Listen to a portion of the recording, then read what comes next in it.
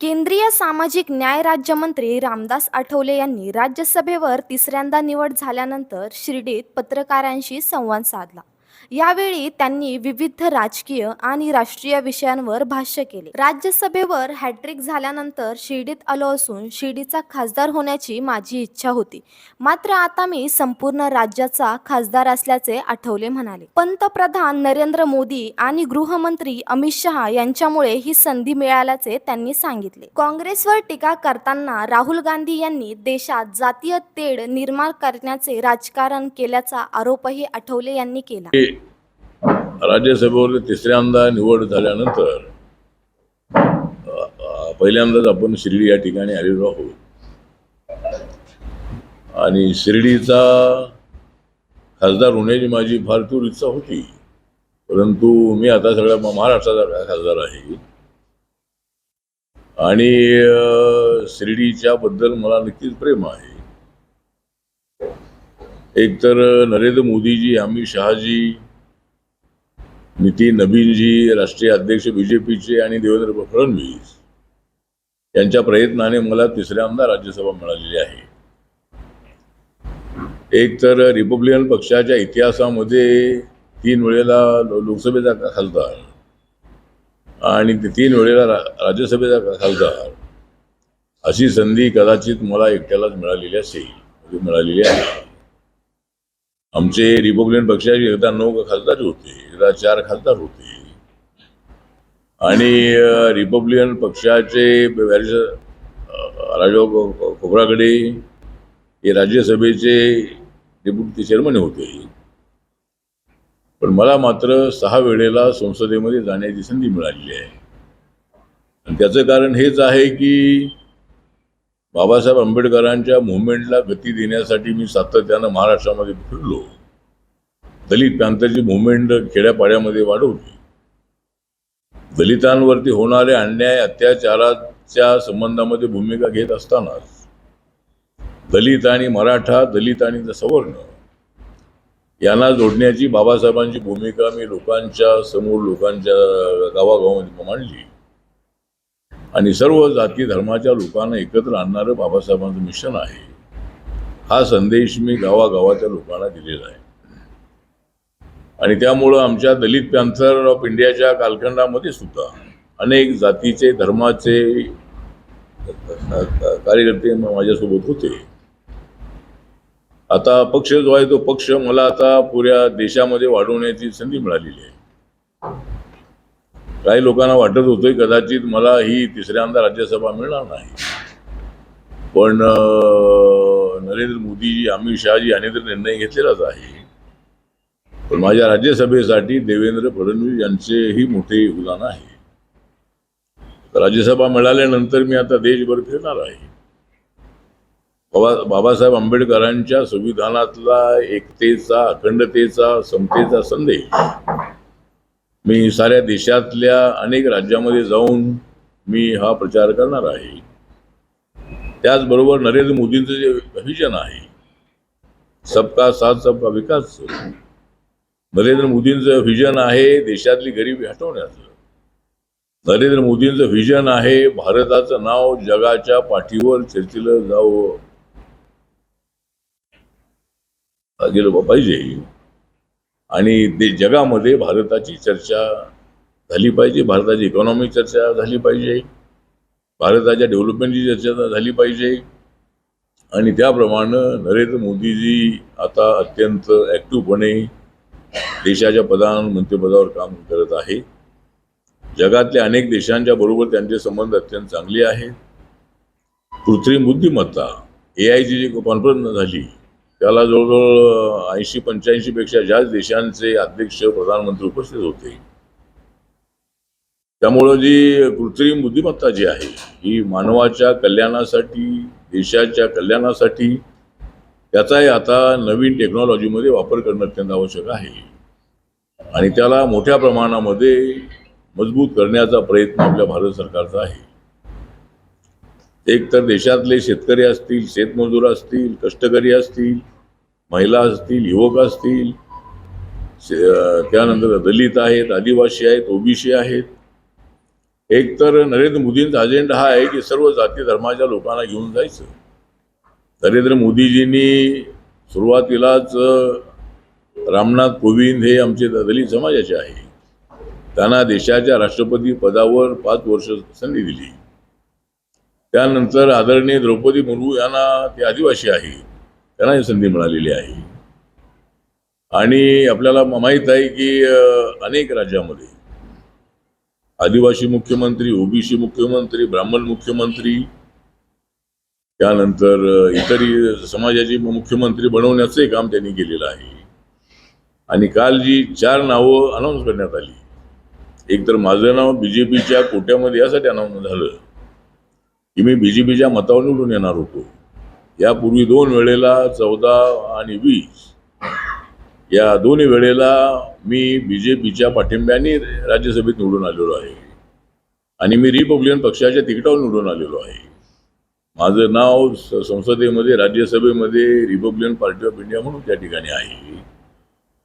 आणि त्यामुळं काही लोकांना प्रश्नचिन्ह नाही बाबा माझं बीजेपीने नाव कसं काय नाव केलं, तर बीजेपीच्या आमदारांच्या पाठिंब्यावर मी तिथं निवडून येणार होतो. आणि त्यामुळं मी रिपब्लिकन पार्टी ऑफ इंडियाच्या एबी फॉर्मवर मी ही निवडणूक लढवत आहे. आणि 7 उमेदवारांनी फॉर्म भरलेले असल्यामुळं निवडणूक अनपूज होणार आहे. त्याची अनाऊन्समेंट बाकी आहे, पण मी तिसऱ्यांदा राज्यसभेचा खासदार होतो आहे. एक तर काल देवेंद्र फडणवीस यांनी जे बजेट जाहीर केलेलं आहे त्याच्यामध्ये शेतकऱ्यांना 2 लाखाची कर्जमाफी दिलेली आहे. त्यानंतर जे शेतकरी नियमितपणे पैसे भरतात आपले बँकेचे, त्यांना 50,000 रुपयेही त्यांना मानधन दिलेलं आहे. आणि अत्यंत चांगल्या पद्धतीचा हा अर्थसंकल्प आहे. जवळजवळ 7 लाख कोटीपेक्षा जास्त हा अर्थसंकल्प आहे. आणि भारताचा नरेंद्र मोदी सरकारचा जो अर्थसंकल्प आहे हा 53 लाख करोडचा हा अर्थसंकल्प आहे 26-27चा. आणि माझ्या मंत्रालयाला दिल्लीमध्ये केंद्रामध्ये 1,98,000 कोटी शेड्यूल कास्ट कंपोनंट प्लॅनमध्ये मिळालेले आहे. आणि माझ्या मंत्रालयाला जवळजवळ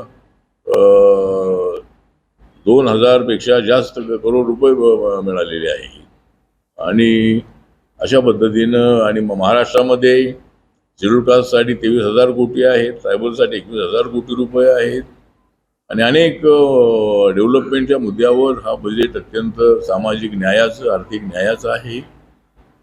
बाबासाहेब आंबेडकरांनी 14 तळ्याचा सत्याग्रह केला होता, त्याला पुढच्या वर्षी 100 वर्षे पूर्ण होत आहे. त्या निमित्तानं ही महाडमध्ये असणाऱ्या त्या स्मारकाला भव्य दिव्याचं स्वरूप देण्याचा प्रयत्न राज्य सरकारचा आहे. आणि त्याची सुद्धा अनाऊन्समेंट काल करण्यात आलेली आहे बजेटमध्ये. अशा पद्धतीने बजेट जे आहे ते बजेट हे सर्व घटकांना न्याय देणारं बजेट आहे. आणि त्या पद्धतीनं मला असं वाटतं की हे बजेट सर्व महाराष्ट्रातील लोकांना न्याय देणार आहे. आणि केंद्राचे बजेट सर्व देशातल्या लोकांना आर्थिक सामाजिक न्याय देणार आहे असा आपला प्रयत्न आहे. आणि आता मी माझा पक्ष जो आहे हा देशाच्या 28 राज्यामध्ये काम करतो आहे, 8 केंद्रशासित प्रदेशामध्ये काम करतो आहे. आणि आपण आता एक 17 मेला अंदमान निकोबार या ठिकाणी रिपब्लिकन पक्षाच्या राष्ट्रीय कमिटीची बैठक ठेवलेली आहे. आणि माझा पक्ष आता सध्या 2 राज्यामध्ये रेकग्नाइज आहे, पांडिचेरी, नागालँड आणि मणिपूर या ठिकाणी आपला पक्ष रेकग्नाइज आहे. नागालँडमध्ये आपले 2 आमदार आहेत, मणिपूरमध्ये आमच्या पक्षाला 6% 8% मतं लोकसभेला मिळाली होती, तिथं आमचा पक्ष रेकग्नाइज आहे. आणि आता 2 राज्यामध्ये आपला पक्ष जर रेकग्नाइज झाला तर आपल्या पक्षाला राष्ट्रीय मान्यता मिळेल. आणि देशामध्ये सध्या 4च पक्ष राष्ट्रीय मान्यता प्राप्त आहेत, त्यामध्ये बीजेपी, काँग्रेस, त्यानंतर बसपा आणि आम आदमी पार्टी असे 4च पक्ष राष्ट्रीय पक्ष आहेत. मला अजून 2 राज्यामध्ये, छोट्या राज्यामध्ये जर मला अशी संधी मिळाली, 60% मतं मिळाली तर माझ्या पक्षाला राष्ट्रीय मान्यता मिळेल. आणि 5वा पक्ष म्हणून माझ्या पक्षाची नोंद इलेक्शन कमिशनच्या यादीमध्ये होईल. त्यामुळे हा माझा या 2-4 वर्षामध्ये प्रयत्न आहे की आपल्या पक्षाला राष्ट्रीय मान्यता मिळवून द्यायची. आणि ज्या लोकांच्या बळावर, ज्या कार्यकर्त्यांच्या बळावर मला दिल्लीत तख्तापर्यंत पोहोचता आलेला आहे त्या कार्यकर्त्यांच्या डेव्हलपमेंटसाठी आपल्याला प्रयत्न करायचा आहे. राज्यामध्ये तेवढी सत्ता आम्हाला मिळाली नाही, तेवढ्या जागा आम्हाला मिळायला पाहिजे एवढ्या मिळाल्या नाहीत. जवळजवळ 50 ते 60 जागा आमच्या महानगरपालिका, त्यानंतर पंचायत समिती, जिल्हा परिषदेला निवडून आलेले आहेत. पण त्या कमळ चिन्हावर आलेल्या आहेत. त्या आपल्या घड्याळच्या शंभरवरती निवडून आलेले आहेत किंवा आपल्या एकनाथ शिंदेच्या शंभरवरती निवडून आलेले आहेत. तर त्या आपल्या त्या ठिकाणी आलेले आहेत. पण पुढे मात्र आपला प्रयत्न असा राहणार आहे की आपल्या पक्षाच्या कार्यकर्त्यांनी आपल्या पक्षाच्या तिकिटावर उभं राहिलं पाहिजे. त्याशिवाय RPIचं नाव काही येत नाही आहे म्हणजे सगळं. म्हणून पुढच्या काळात हा प्रयत्न करायचा आहे आणि पक्ष बांधणी महाराष्ट्रामध्ये करून स्वतःच्या बळावर सुद्धा काही जागा निवडून आणण्याची आपली तयारी असली पाहिजे आणि त्या दिशेनं कार्यकर्त्यांनी काम करावं. त्यासाठी सर्व जिल्ह्यामध्ये विभागीय स्तरावर शिबिर घेऊन, वर्कशॉप घेऊन आपण कार्यकर्त्यांना ट्रेन करणार आहोत. साहेब, आपले मित्र पक्ष आहे त्यांनी सुद्धा तरी त्यांना उमेदवारी देऊन राज्यसभेत पाठवलंय. तर असं तुम्हाला वाटतंय का मित्र पक्ष तुम्हाला श्रेय देण्याचा प्रयत्न करत आहे? नाही, मित्र पक्षांचं असं आहे की आता BJP हा मोठा पक्ष झालेला आहे. त्यांच्याकडे लोकांची एवढी गर्दी आहे की त्यांच्या लोकांना सांभाळणं त्यांना फार अवघड झालेलं आहे. आणि बऱ्याच वर्षानंतर या लोकल बॉडीच्या निवडणूक आल्या, त्यामुळं त्यांना अनेक ठिकाणी तिकीट देणं शक्य झालं नाही. पुण्यामध्ये मात्र आमचे 6 नगरसेवक निवडून आलेले आहेत आणि पुण्यामध्ये आम्हाला डेप्युटी मेयर पद मिळालेलं आहे.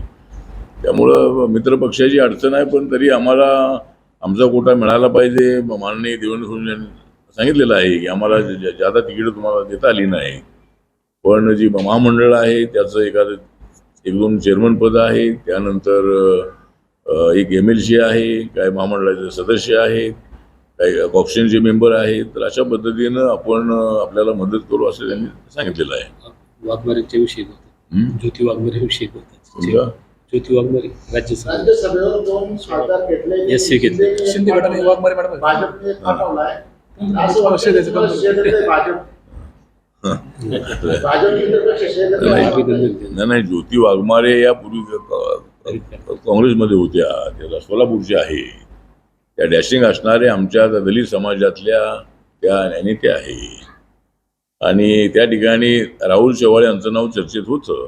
पण त्या ठिकाणी राहुल शेवाळेसह गजानन कीर्तीकर होते, अडसूळ होते, असे अनेक लोक राज्यसभा मागत होते. त्यामुळे कदाचित एकनाथ शिंदेची अडचण झाली.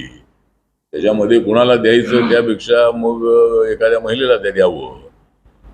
आणि ती महिला जी दलित समाजाची, आपल्या कुठल्या समाजाची, आता दलित समाजाची ती आहे, तर ती अत्यंत डॅशिंग आहे आणि त्यामुळं मला श्रेय देण्याचा काही विषय नाही आहे. कारण मी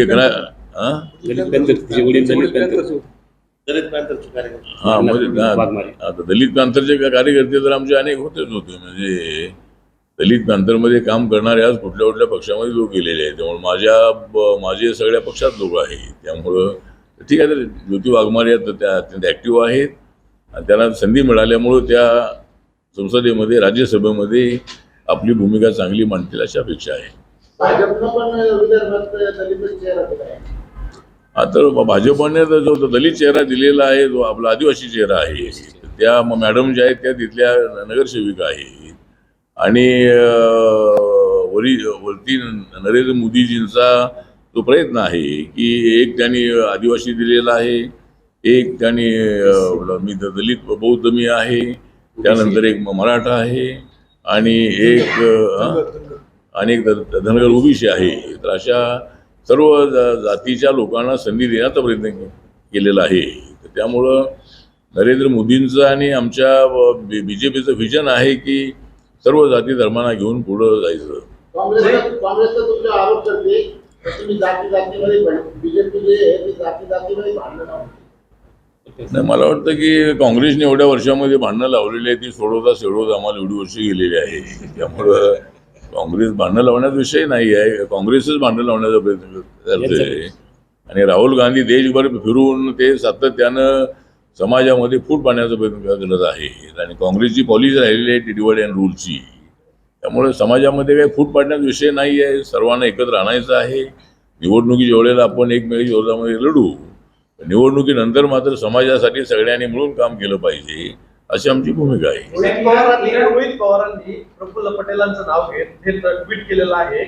अजितदादांच्या घातपाताला कारणीभूत असलेल्या VSR कंपनीच्या मालकाच्या मुलाच्या लग्नाला प्रफुल्ल पटेल साहेब तुम्ही गेला होतात का, आणि गेले असाल तर तुम्ही उघडपणे प्रेस कॉन्फरन्स घ्या, असं ट्विट रोहित पवारांनी केलं. मला असं वाटतं की आता एक तर अजितदादांचं जाणं हे आम्हाला अत्यंत चटका लावून गेलेलं आहे. अजितदादांसारखा एक संघर्षशील असा नेता, वेल ऑर्गनायझेटर असणारा नेता आणि डेप्युटी CM पदावर अनेक वर्ष काम केलेला असा नेता अचानक जाण्यामुळं आमच्या महायुतीचं फार मोठं नुकसान झालेलं आहे. महाराष्ट्राचं फार मोठं नुकसान झालेलं आहे. त्यामुळं अजितदादांच्या जाण्यामुळं महाराष्ट्र सगळा हळहळलेला आहे. त्यामुळं मला असं वाटतं की जे काही टेक्निकल मुद्दे आहेत ते उपस्थित करायला हरकत नाही आहे.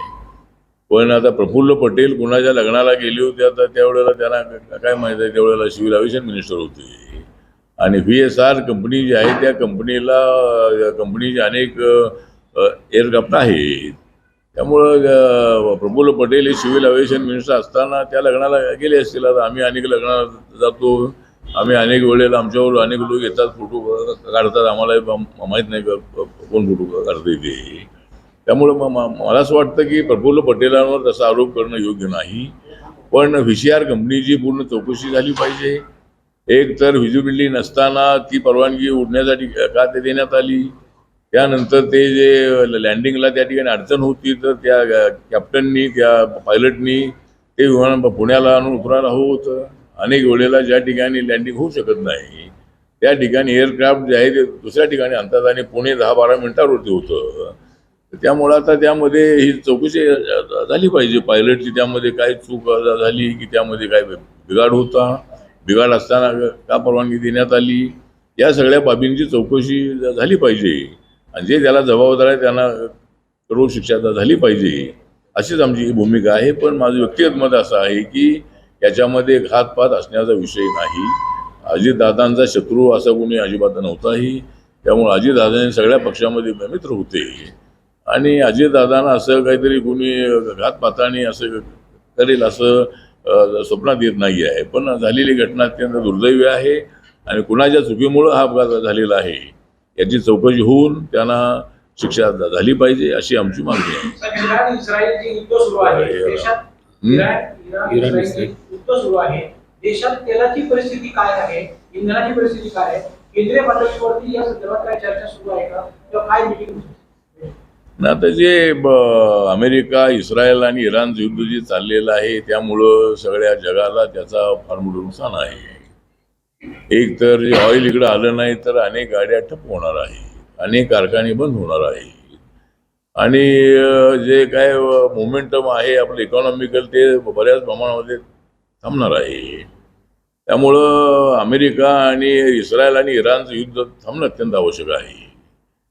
एकतर अमेरिकेने आपली इस्रायलने जे काय हुमनीच्या संबंधामध्ये केलेलं आहे तर एकदम त्यांच्यावर असा हल्ला होणं योग्य नव्हतं आणि युद्धाच्या संबंधामध्ये आता एकतर हे युद्ध थांबावं अशी आमची इच्छा आहे. माननीय नरेंद्र मोदी साहेबांनी सांगितले की आम्हाला शांती हवी आहे, आम्हाला युद्ध नको, आम्हाला बुद्ध हवा आहे. ही भूमिका नरेंद्र मोदींची आहे आणि त्यामुळं आता अमेरिकेचे तर आपले संबंध चांगले आहेत. अमेरिकेबरोबर जो ॲग्रीमेंट झालेला आहे मागच्या वेळेला त्यामुळं 45 लाख करोडचं ते ॲग्रीमेंट आहे आणि लाखो लोकांना रोजगार मिळणार आहे आणि MSMEच्या माध्यमातून छोटे उद्योग आहे त्या छोट्या उद्योजकांना आपला माल एक्सपोर्ट करण्यासाठी त्याची चांगली संधी मिळणार आहे. त्यामुळं मला असं वाटतं की अमेरिकेसोबत आपले संबंध चांगले आहेत, रशियासोबत आपले संबंध चांगले आहेत. मध्यंतरी आपण यांच्याबरोबर जे युरोपच्या अनेक देशांसोबत आपण ॲग्रीमेंट केलेलं आहे. त्यामुळं व्यापारामध्ये जगभरामधल्या राष्ट्रांशी संबंध ठेवून मेड इन इंडियाला जादा महत्त्व देऊन या ठिकाणच्या छोट्या मोठ्या उद्योजकांना आपल्या मालाला चांगलं मार्केट मिळेल असा आमचा प्रयत्न आमच्या सरकारचा आहे आणि त्यामुळे हे इराणचं आणि याचं युद्ध थांबलं पाहिजे अशी आमची भूमिका आहे. तर माझ्या पक्षाचा निळा आहे रंग, माझ्या पक्षाचा निळा आहे रंग, मी त्यामध्येच आहे दंग. पण आज मात्र उधळले जाणार आहेत अनेक रंग. आज मात्र शिर्डीमध्ये उधळले जाणार आहेत अनेक रंग. परंतु त्यामुळं कुणाचं होणार नाही स्वप्नभंग हीच माझी अपेक्षा आहे.